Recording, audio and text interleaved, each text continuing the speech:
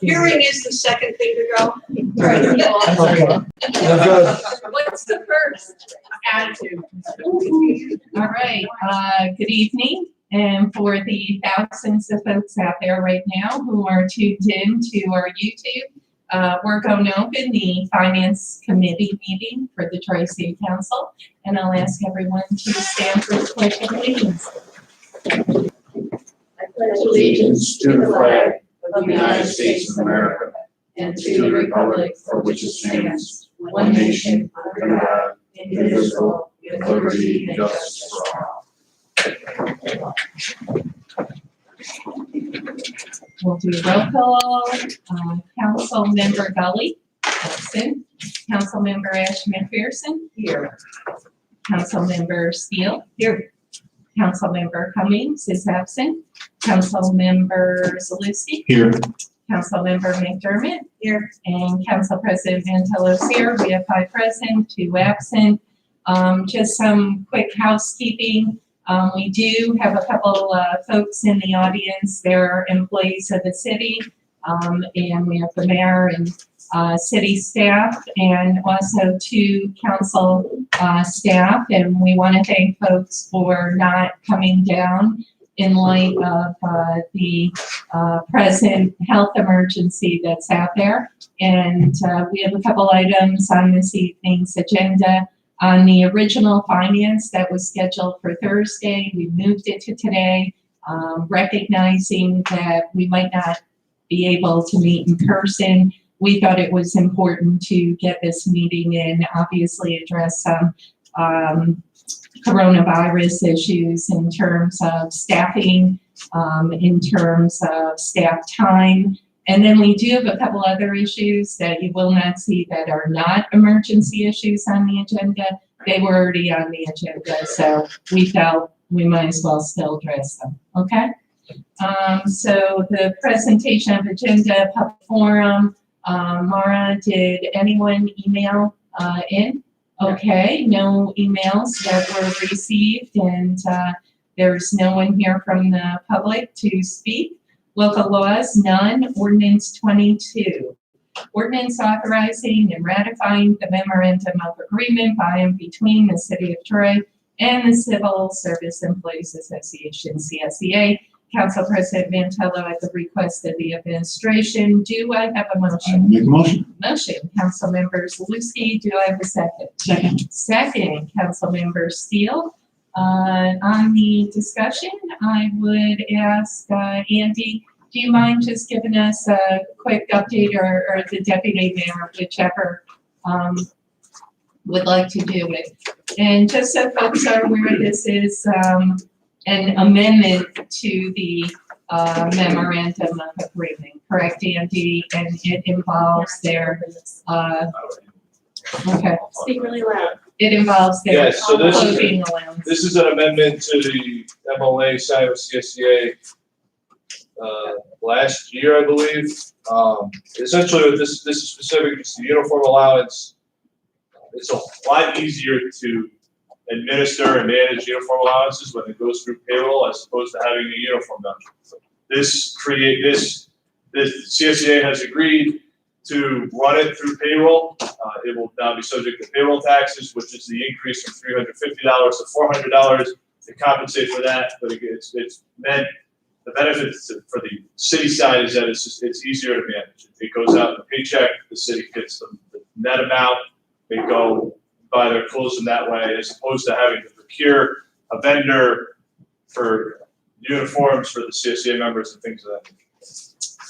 And initially, it was, I believe, $350 with the 8% sales. Right, so we looked at, Deputy Mayor and I looked at 350, to go from 350 to 400 accounts for sales tax and approximation of withholding taxes. It's very difficult to assume what a standard withholding tax amount is going to be on the amount when one person could be single 0, one could be family 5 in the tax world. So CSA agreed to the 400, and And their membership voted on Monday, Correct, correct? correct, and Perfect. CSA has ratified this. Beautiful. Councilman, Councilmember can you Schmidt-Gerson. tell me, how many people are getting this? So on page 2 of the MOA, I don't have the numbers with me, but it's all employees in streets, sanitation facilities, traffic, parking enforcement, public utilities, meter readers, anyone in water and sewer that's not administration, and the recreation department, Approximately, I mean, what's the dollar amount? I mean, you're saying it's 400 per person, right? So it's $50 additional per person. I just, Say like, is it $8,000? Yeah, I think it's $8,000. It's somewhere between 8 and 10,000. okay. Further discussion, and the other unions have this similar. Correct, setup. so this mirrors now, so police and fire have the option to elect, but you guys use gift cards? We don't No. get our tax money back. We do it through payroll though. But, I know PVA, if they don't elect to take it through payroll, they get a gift card. Which is, again, the whole point of this is the back end where we have a staff member previously for CSEA that would manually track every single employee in those departments to check off how much they've used. It's the overhead efficiency that's the big benefit here to the city. And also the procurement, because it's one thing to procure police and fire uniforms. How do you define a bid or an RFP for CSEA uniforms where they can go and pick Carhartt or Under, Right. there's so many options that this is the easier route for the city to take. Even work boots, Right. everybody's got their own style. Knowing that in my house, okay? Further discussion? All right, all in favor? Aye. Opposed? All right, ordinance 22 carries 5-0. And just for the record, we did need 5 for that, so that's a very good plus. Okay. Resolution 34, resolution supporting New York State Legislature Bill Assembly 9952 and Senate 7880 to prohibit the incineration of firefighting foam containing PERC and PFAS substances. Councilmember Steele, Councilmember Cummings, Councilmember Gully, Councilmember McDermott. I just want to say I cannot vote for this or be any part of it because I work for the state legislature and per ethics, I cannot support Senate or Assembly bills. So do I have a motion? Motion. I'll take it from Councilmember Ash since you're the sponsor. Do I have a second? Second. Second, Councilmember McDermott, discussion?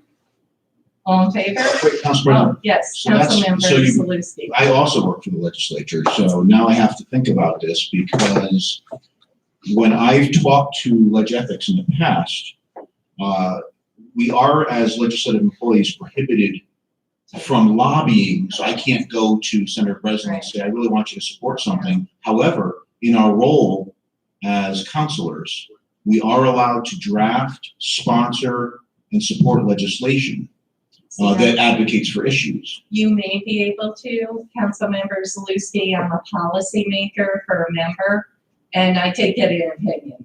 So you probably being on central staff, designing the web and working for STS, you're probably fine. I just wanna And make sure. clear, yeah. I, as a policymaker, I can't because it's for a member and I'm directly there, I'm on the floor, and they've already told me I can't. I tried. Because obviously I want to support good bills and this is a good bill. So, I'll take a legal opinion there saying we're okay, and I will vote on this. Well, Oh, okay, hang on. every once in a while, I gotta admit, I have no idea. I think what the council president makes sense. If she is a policymaker, she's got an ethical opinion, you've got an ethical opinion.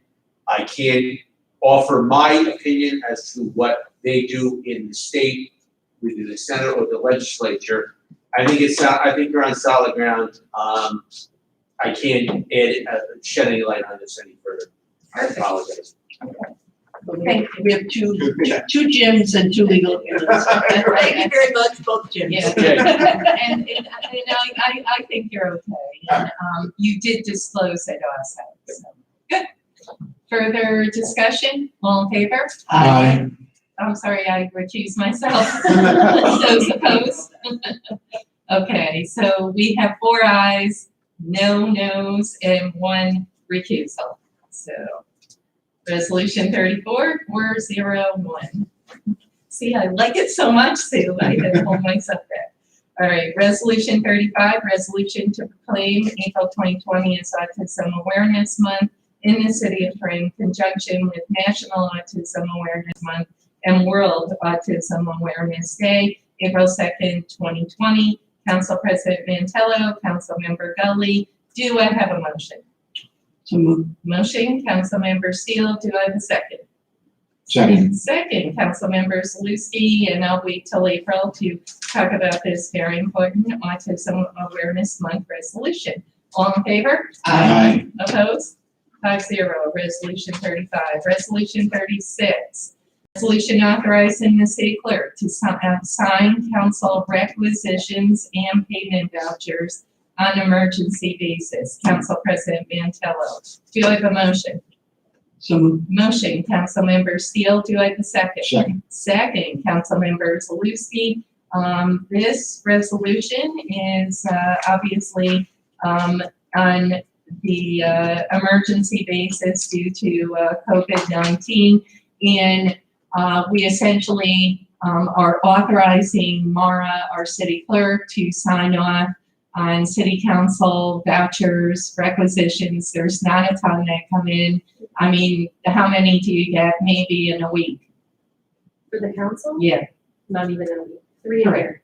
3 a year. So this is just for an emergency only. We may anticipate upon a DO payment, that's for our auditor. If that's the case, per this resolution, if you look at the language, the city clerk will send it to the council president. I'll circulate it amongst ourselves, ensure, and this will authorize Mara to at least get that voucher going and make sure our payment's on time. We just don't know what's going to happen over the next few weeks, and this is to be proactive and to be prepared and not kind of be caught in a jam and have a vendor wait months or 10 weeks for a payment. And it is just for 30 days. Correct. Yep. There's a deadline. So if in 30 days this continues, we'll talk about acting to reauthorize it again if we need it. Okay? All in favor? Aye. Opposed? Resolution 36 carries 5-0.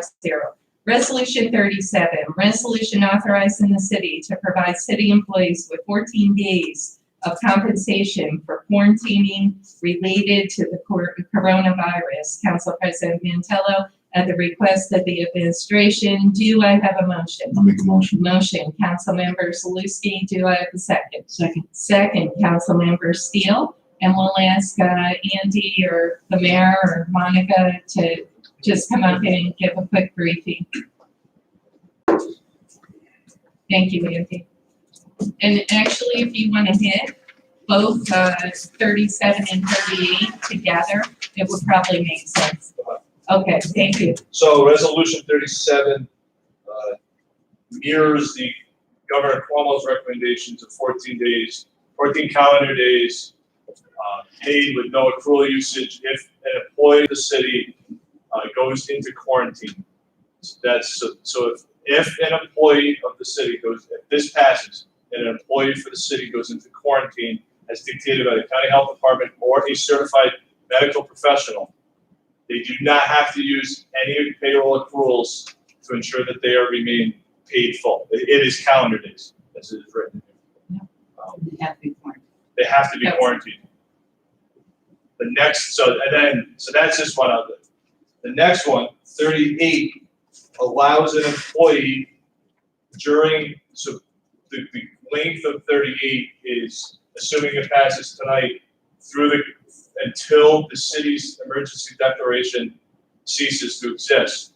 And it would allow an employee to run their accruals into a deficit if they have to take time off. There's really two examples that we found in preparing this. The first is if an employee has to take leave for childcare, they would be allowed to use their accruals.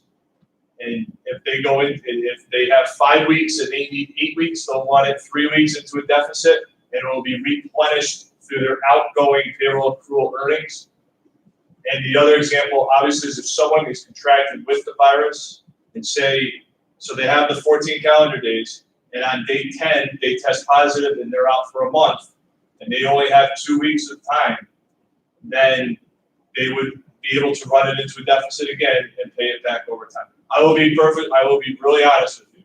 We looked at employees' accruals. There is a substantial amount of city employees that do not have 2 weeks of time. And some of it's because they're new, some of it, they use their time. But in this environment, we're trying to look out for the employees as well, with the possibility of them having the ability to pay it back through future accrual earnings on a monthly basis, depending on the bargaining unit. Some bargaining units get their accruals full boat to begin on January 1st, others accrue on a monthly basis. Council President, Yes, Councilmember Zaluski. Andy, I have a question related to this. Does the city have a telecommuting policy? And if not, is the city planning on implementing an emergency telecommuting policy where workers can, without being furloughed, can actually still work, still produce their income, and also So essentially work on projects? So working from home. Yeah. There are numerous employees who, over the last week, we have set up them for web access through LogMeIn or things of that nature. We spent, today there's the governor's executive order today. Non-essential services must be reduced 50%. We spent almost all day coming up with a schedule. Some people are working from home. Some people are doing a mix of working from home and coming in because there are functions of the city that need to be done in this building. Sure. But there are people who do and will have to be working from home during this time period. So when they're working from home, that's not like they're not using accruals because that's actual work time and they're putting in for work time. Correct. Okay. And under the governor's executive order, if it's determined that you do not need to be in the building and you are not working from home, you are still getting full pay under this executive order. Now, if you have a scheduled vacation in this period, you're still going to use your accruals. But if you aren't scheduled for vacation and told not to report from work and told you don't have to work from home, you are under that executive order, you are still getting full pay. At that point, that's not covered by either of these. Right? That's the governor's executive order overrides all that.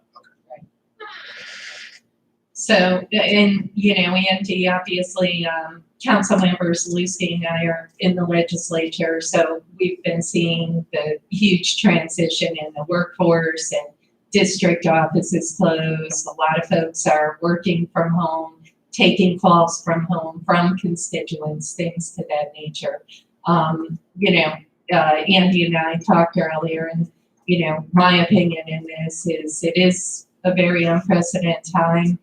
It's a time where I think we need to be compassionate and we need obviously to support our workforce and, show our workforce obviously that, they are very important and, quantifying folks essential and non-essential. They're all essential. Their duties might not be qualified as essential, but we all know that they're very valuable employees. And, as I said, this is just a different time and we need to think differently when we're talking about our workforce. So I support this wholeheartedly and, I hope all of us can support it.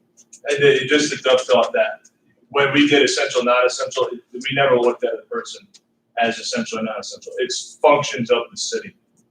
Are they essential for a day-to-day or weekly operation, or is it something that can kind of go on pause for the next week?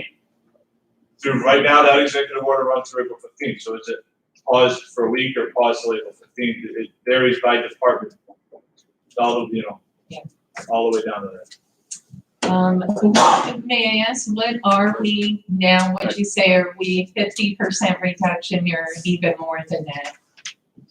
I think slightly more than that within this facility, Okay, and DPU, DPW. gotcha. Okay. And any, I take it like the operators answering for bulk, things like that, they're not working, they're home right now, or? You want us to give you a rundown by department? It's a quick, Okay, yeah, that'd be great, thank you, thank you. I think that might be easier instead of just, 'cause I know Yeah. that you had some questions, Okay, Jim, as well. Yeah, why don't you talk about Yeah, yours? so for the departments I oversee, we are encouraging, well, payments that are to be made by online or by mail. It's by appointment only. I really would prefer people not to make an appointment to come up here and make the payment. It's just, everything but a few things are available online. Things that are online just can't feasibly be put up. Water billing, so we have prepared bills to the end of March. That has been, in discussing with Chris Whalen and myself, we have suspended, meter readers have been suspended from reading for the time being. Water billing as such has been suspended its own process. We will have an employee in every third day to answer phone calls regarding water bills. Payroll will be operating as normal. They will be working on a rotating schedule. We will still be processing checks out of our office. Personnel has canceled civil service meetings. Health insurance questions can still be directed to personnel in the coming days. Gabrielle and I are going to look at pushing as much as we can of that out to Benetech to have them respond to it. Benetech has been working directly with Blue Shield. The city, they opted in to a $0 copay for all coronavirus testing that is needed for people under the plan. Vital Statistics has moved to mail online format. A lot of that can be done through the internet. If people need an appointment, they have come up with a schedule that they will be here 2 days a week. That office will have someone in it. Both staff members have access online to the internet. Garbage billing? So we will be putting out garbage bills probably next week, and then so we're doing some stuff with the bills now to make sure that they're as accurate as possible. Those will be mailed, and then questions or concerns. There'll be people here or remote access to be able to answer any questions surrounding the bills. So for finances side, we will have partial staff in throughout the time. There'll always be someone in the oversight, and there'll always be someone in the comptroller's office, staff-wise. Treasurer's office will always have someone there. Okay. Do you want to go real quick, Mara, and then we'll hit Monica? Yeah. It's good. I'm sure that there are quite a few people out there right now watching. So we are still doing marriage licenses by appointment, domestic partnerships as well. Also letting people who have a marriage license out and are having a ceremony, they can also make an appointment to come and give it back to me so that they are actually legally married, because it's not legal until it's filed in my office. So most of our other operations, licenses, well, some of them can be done through the mail. Some things are suspended, like special event permits, peddler vendor permits. Those are all suspended for 30 days, and then we'll kind of reassess. Presently, I'm the only staff member working. Rachel and Adam are both out with colds and banned from coming back into the office. Rachel's last day is Friday anyway. And then I should be getting a laptop, I think. Working on it. We're working on it. And so hopefully I will be, I still am going to come in 2 to 3 days a week to process the mail. I can get, all my voicemails have been directed to my email, so I can get messages when I'm working from home, call people back, and respond to emails. And a lot of my work I can do online and do from home 2 to 3 days a week. But I'll just have to keep people posted kind of weekly what my schedule's going to be, because I think it's probably going to vary Depending on what's going depending on on. what happens. Yep. And also, aren't you getting requests from other munis? Because some munis like Albany have totally no marriage license? Yes, we are getting slammed, apparently. Coronavirus is bringing out the romantic in everyone. Everybody wants to get married. Gonna have a lot of So Christmas marriages- babies. Marriages and baby boomers, yeah, we'll be the baby boomers. Yes, Yes. So, Baby boomer too. Just emphasize again, by appointment, please call for an appointment, don't show up. Okay, thanks, Mara. So just, engineering, so obviously projects keep moving, right? They didn't shut down private construction yet, so I say yet. Todd Dickinson, project supervisor, he is actually going to do quasi, so he'll be working from here in the morning. He's got remote access as well through his Monday, Tuesdays. We obviously all have to remember that once this is over, we still have to work, and we're gonna have a backlog of work, most likely. So Chip is involved with National Grid and the paving program. So he's gonna get that all teed up so that when we do come back, we can go right out to bid and get that moving. Latasha, Latasha, she's payroll, accounts payable and grants administration, so she'll be working 3 half-a-days a week. The goal of this is actually to have coverage in each office, even though it's part-time and half-time and quasi-time. That's good. Code enforcement, we will have 1 code officer. They're going to swing by week. So we have the 4 active housing officers, so they'll swing. Building inspections will be done on appointment only. We will have Carlo and Eric will alternate days to review plans because we still want to make sure buildings and projects move. Dave and Jim will be sharing roles, again, switching on and off. We do have a new employee that started Monday. So he's going to be trained, great time to train. So he'll be trained in the planning department at 6 feet apart on the overhead. Planning department, they have suspended their planning and zoning. We do have some projects on that we felt was better to do when we have full capability of having public enter. And then they are still doing their IDA, the LDC, and CRC meetings, but publicly through the web channels and stuff. I think the agendas went out. But as far as staff goes, they'll have their payroll and accounts payable come in once a week or so. And then Steve and Dylan will be remote access, and then we'll kind of float in and out. BIS, half are home, half are on site for right now, getting equipment and usage ready. If we need to, we can deploy them to remote access as well too. DPU facilities, all the water plant treatment crews are on. And then they also have a backup plan depending on if any get sick. We have a supervisor and a on-call swing shifting throughout each week. And then we have the emergency crews are on call as well too. That's great. All right, and DPW sanitation is running full. Streets will be in. Facilities obviously is in. They're the ones who are cleaning and making sure everything is good. Traffic will have 1 person in. They have been given the option to float that ability over the next 4 weeks if they would like to. The supervisor has that ability. Obviously, if traffic lights go down or stop signs need to go up, that's what their role is going to be. And garage are doing, I know the DPW garage is doing swing, so they're having 4 people on and rotating through just to make sure equipment stays put. So we have successfully reduced it. It hurt. And we'll see. And we have told them all that this could change in a matter of a day, an hour, and just to maintain flexibility with us and to make sure they stay in communication with each other. A month is a long time when these people are used to spending their entire day with each other. So we've encouraged them to communicate. We do have a conference call line to make sure that they schedule regular communication, just to make sure and touch base and make sure people are all right. Okay.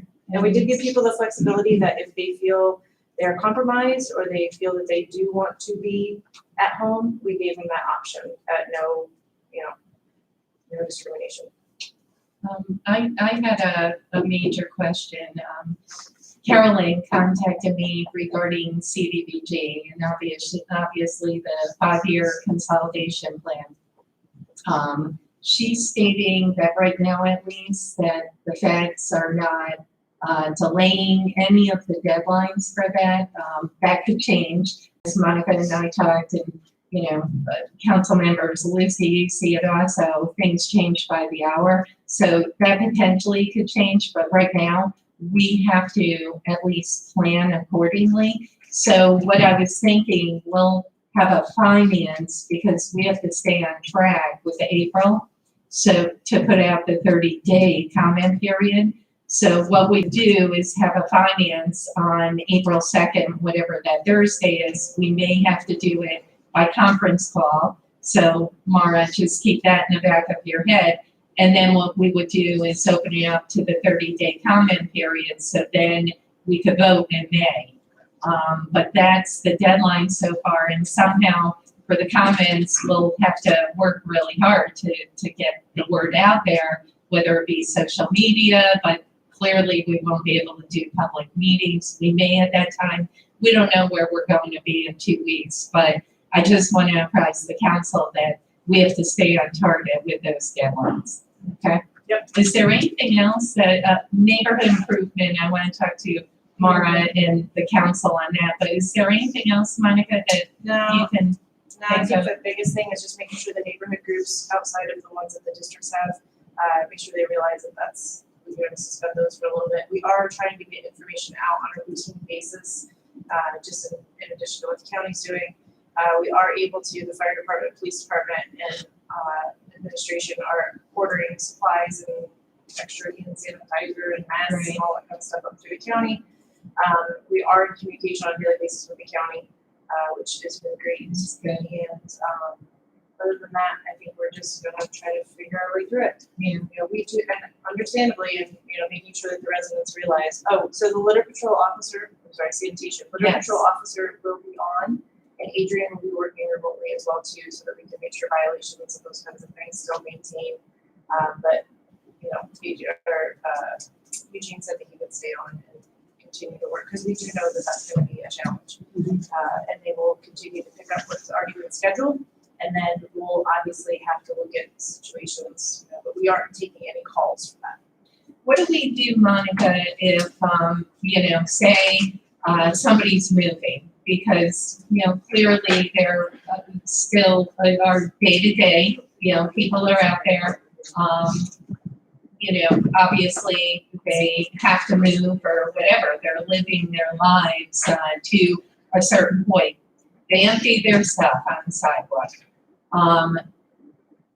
What do we do in those instances for not just even illegal dumpers, but folks who aren't calling? How are we going to handle or those types of? So they should only, anybody, whether you're owner occupied or non-owner occupied, you should be contacting the phone number, call the phone tree, schedule an appointment for the pickup, no matter what. Yeah. And if you're a homeowner, if you don't call, you're gonna get a violation as well too. So, it's important for people to call. Right now, during the state of emergency, we have suspended that. So please don't put it out. If you put it out, you risk yourself getting a violation. There's two up by me, and, you know, Right. and one of them is a private collection who put it out, so he's really gonna get dinged. Yeah. So if somebody has an emergency move they need to do, like right now, they're moving somewhere, God forbid, I'm not quite sure why they do that.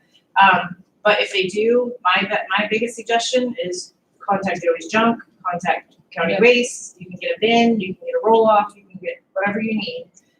And then you can do it that way. That will probably save you a violation. It'll save you a fine. You know, if that's the case, they will have to get a permit if you park it in the street. So make sure they call the code department and make an appointment. But, you know, at this point in time, you know, and believe me, we have to emergency plan too, because we're not all immune from this. So we have to look at our staff. If something happens where we lose staff, we are already thinking how we're going to make sure we get this done. So we already are in those planning stages and have made phone calls to private collection companies to make sure that we make sure garbage gets collected as a backup. I'm glad we're talking about this. I was on the way up the elevator. They say sometimes the best combos happen in an elevator. But I was surprised from Eric Wisher that 5 of your team have been exposed with 2 police officers. They're precautionary quarantining, self-quarantining. Okay.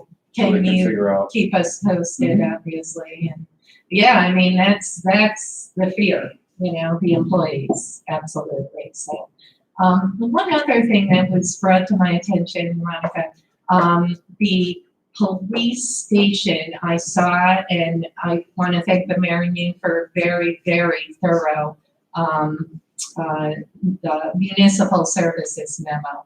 The police station is open. Couple of officers have mentioned, do you know why, and I know that wasn't the mayor's call, it was the chief's, but do you know why? Because no other like lobby is open. So it was the chief's decision to maintain that. He felt that at this point in time, and it could change tomorrow. Right. At this point in time, he felt that as an area of an emergency location, if people needed to come, they have, keep in mind the way that they're designed, they have a vestibule. So they have glass all around them. You have to buzz people in. If they have to take people in and question them, they're using a different location for that, not a regular room. It's a room that has a divider in it. So they are taking extra precautions to make sure that those officers are, under safety protocol for that. But they felt because of the design of the building and the ability for somebody to come in out of, from the public, at this point in time, he was comfortable with that. Okay. All right. And I think the other thing, and it's a little bit different with the fire departments versus, and that's always manned. Right, there's usually always somebody at the police department. Sometimes if the fire department, if they go on a call or whatever. So I think the biggest thing we have to remember too is that we have to make sure that we, have an ability for somebody to get attention if they need to. Yes, Councilmember Edgemaker. First of all, I'd like to thank you guys for what you're doing. We're all treading in water that we've never been in, so this is a lot that we're gonna be dealing with. Our employees are top notch and we all have to be there for them. Couple of things I want to just be clear on. So the issues with any basic services, they're still able to call the DPW line, the DPU line, if a pipe breaks or something, they're still able to make those calls with basic City Hall services. is open. Right, we want to make sure that they know It's not so you to come in. right. Right. You just don't want to walk through the door. Only by appointment. Stay 6 feet And away. you're gonna get so I will tell you, when we do have people come in, the Department of Health, Rensselaer County Department of Health has issued out precautionary questions that we ask. Have you been tested? Are you been exposed? Like, we have precautionary like screening, and they're doing that in the DMV office actually right now. So we have those questions and we'll be exercising those on the phone when we make appointments, as well as when people do come in. So Sorry. that's okay. So if our shifts are dropping down because God forbid our officers get sick or our fire department, how are we gonna handle that? Well, obviously, Chief Owens can answer that much better than I can, but every sworn officer has the ability to be on patrol. So that is, we'll start taking those auxiliary units and breaking them down and looking at the biggest thing is patrol and making sure that we have the ability to patrol. So he has a whole contingency plan that he and the chiefs and his command staff have put together in the case that should happen. Okay. Thank you. You're welcome. Council President, Councilmember Zalinski. I have a question and a comment. My question is the LDC meeting that was scheduled for this Friday, 9 a.m. is now a week later, Next Friday. but the IDA and CRC meetings are still this Friday. Correct. Okay. And my comment is with regard to the email exchange that I think maybe Kim had with the mayor today regarding the fees that are assessed Thank you. when you pay online. So we're encouraging everyone, of course, to pay online. And the fees, of course, are not imposed by the city. They're imposed by the payment processing company. So this is just a little tip for me here and also for our folks on YouTube. I pay all of my bills online, but I do it via bill pay through my bank. So I sign into my bank and I use bill pay. It cuts the check automatically and sends it to the city, no fees whatsoever. So that's an alternative for Thank you. all of us here. Beautiful. Thank you. Council President? Yes, Councilmember McDermott. This question is pertaining to the accruals. I saw something very similar to this. We received it through the county. And after the county spoke with unions, they changed it completely. Have you spoken to the unions regarding their accruals and their time? I'm afraid of a grievance. This is the act of the state of emergency governed down by the governor. This is the accruals that you're looking at right now are what has been given through the governor's office. Our labor attorneys are the ones who drafted this language. We certainly will meet with the affected unions of this.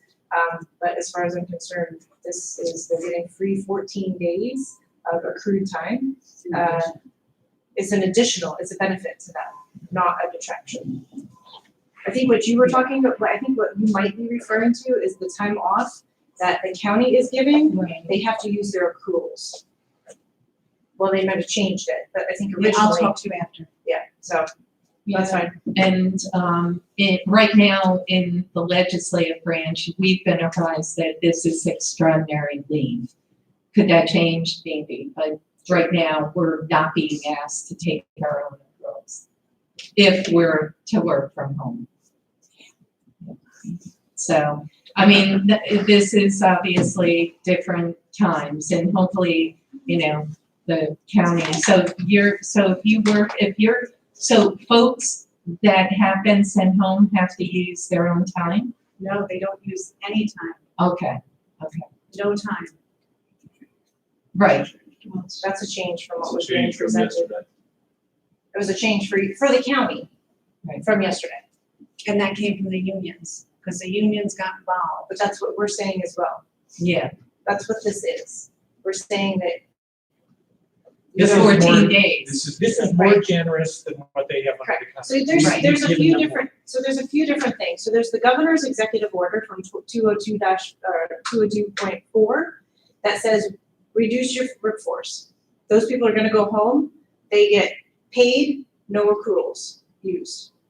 And then there is the two ordinances that you looked at. So there's three separate pieces here.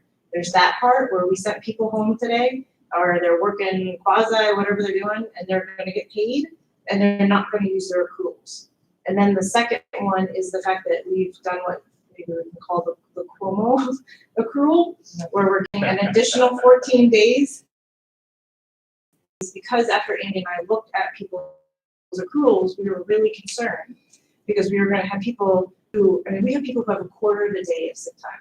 And they were facing potentially a 14-day quarantine plus longer to amend if they were sick. So by allowing them to go into the deficit, they'll still be able to cut the paycheck and be able to pull that in. Then So do there's they three have- different things. And then do they have to earn that time back? Yeah, that's what it says in the, yeah, through their work. Ours isn't even going into any accruals whatsoever. It's going into all exempt.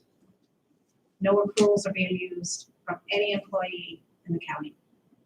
Is that because of the executive order? Because of the executive order, or Because of the unions. or because if they get the coronavirus. There's three separate pieces. There's the general order to send people home. There's if you get coronavirus. Three separate pieces. We only have the one piece. Correct. So we have three, so we gave an additional two benefits to the employees outside of the executive order from the governor. Good question, Sue. I mean, it does get confusing. Hey, Monica, one last thing, RFPs. If there is an RFP out there, like say for the cameras, surveillance, does that stay intact? So What's- we're gonna send an addendum out, three bids? Four bids. So four bids that we picked April 8th. We're going to have 4 bid openings on April 8th. Yeah. This is what we're gonna do. We're gonna do, We pushed everything to April. Oh, set okay, the so you times. amended it?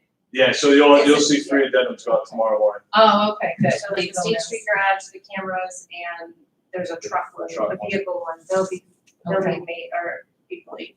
okay, The other thing too, I forgot, we have suspended parking ticket protesting. yes, yep. That's the other piece. Andy, what if somebody, if their parking ticket was due during this period? We're looking through that now. Okay, We're working through that. all right. And, Andy, while you're up there, we'll vote on these and then I'll ask you if you want to talk quick about I the. could do that. So. All right, yeah. So I put an email, I talked to the council president this afternoon, put out an email after we discussed. Generally, so when you have an emergency declaration, procurement rules are lax, for lack of better words. We looked at functionality of purchasing. Usually you have to see requisitions turned into purchase orders before you can buy something. We have suspended that requirement for the time being under this emergency declaration. The entire purpose of that is as the deputy mayor referenced, employees who prepare payment vouchers are going to half days, 3 days a week. We're bringing our staff in 1 day a week each to process checks. The city auditor is here. I believe it's Monday, Wednesday, Friday, half days. If we're living in a world where people are only here several days a week, it's going to create a significant lag to get things paid. And right now, I would like to really keep things as flat as possible, as best as we can, operationally and cash flow wise, because I don't know what the collections are going to look like over the next month to 2 months. So it's just trying to level everything to make it as efficient as possible for everyone that's impacted within that process. We'll still have the budget transfers, obviously, and we talked about that, and Andy will do a weekly report. So we're gonna keep, so people can't pay things if they're over budget. So that control will still be in place. As I said, obviously, we're in March. If people have budget, if people need budget transfers right now, unless if it's an extreme circumstance, it's not because of the coronavirus. So they better have a reason for going over budget. So. And quickly, AUD, has the comptroller relaxed the deadline? I spoke to them yesterday morning. They said no, You're kidding. but we reached out again today to the governor's office to say, what is your plan? I will say OSC was just as taken back by all this, just as everyone else. OSC still had auditors in the field yesterday at school districts, and they had no idea what they were going to do. But AUD wise, we're gonna try for April 30th. Obviously, I don't know what that's going to look like. Right. And we are scheduled to receive the end of the year from Andy at our April finance meeting. Stay tuned how that's going to progress. Okay.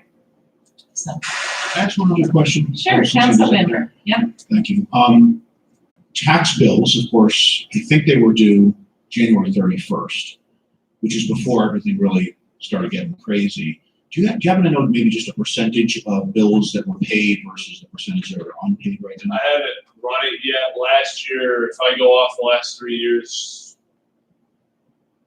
this would obviously include people who pay both installments. We would have collected over 50%. Collections appeared to be very good. They did pick it. I will say there was a lag, Capital District wide, on the timing of payments, but going off the volume we received at the end of the month, my guess would be somewhere between 49 and 50%, 47 to 50, just not first installment. I can run it.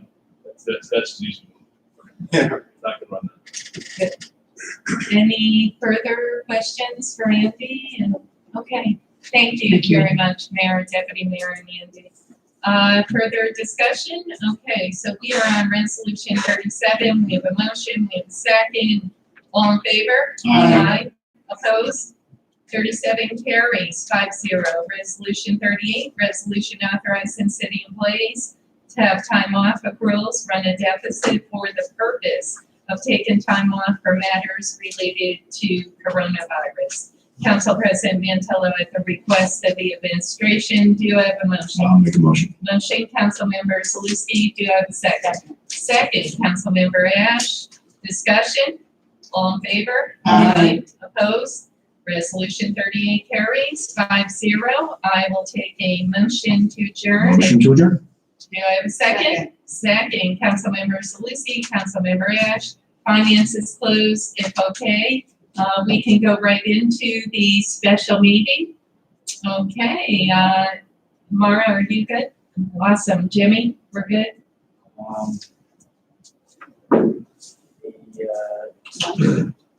think he's in it. Yeah. Awesome. You sure? All right, we can stand for the Pledge of Allegiance. And Councilmember Steele, I'll take this. Allegiance To the flag of the United States of America and to the republic for which it stands, one nation, under God, indivisible, with liberty and justice for all. Mara, roll call. Councilmember Gurley is absent. Councilmember McPherson. Here. Councilmember Steele. Here. Councilmember Cummings is absent. Councilmember Zaluski. Here. Councilmember McDermott. Here. Council President Mentamo. Here. 5 present,